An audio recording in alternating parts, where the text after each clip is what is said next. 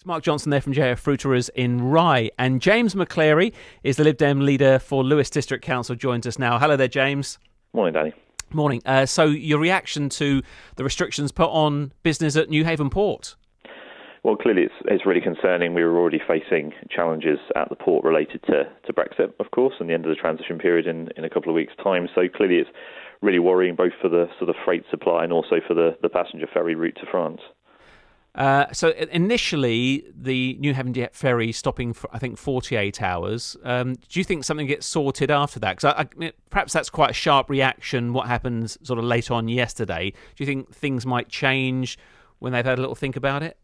Well, that's what we have to hope. Clearly, they're making a response to a public health emergency, and obviously the French government, it's a sovereign country just like us. They can close their borders if they think that's in the interests of their population. But clearly, within 48 hours, let's hope that they've had a review of that and they reopen it. I mean, from what I can tell early on, 48 hours will be a shock, but something copable both from a sort of supply perspective in terms of the amount of freight coming through and also in the context of the ferry. But longer than that will start to cause quite significant challenges. It's also worth pointing out that the French government, of course, heavily subsidised the Newhaven to Dieppe ferry. It's entirely reliant on French government money to support it. So clearly there's a further interest from their perspective in making sure that they don't cause it too much harm in the long term.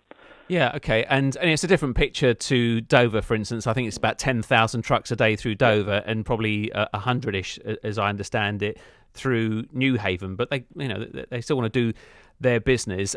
So we're not going to see massive queues and delays in Newhaven, are we? Because people just won't head there. Not from this. Not from this.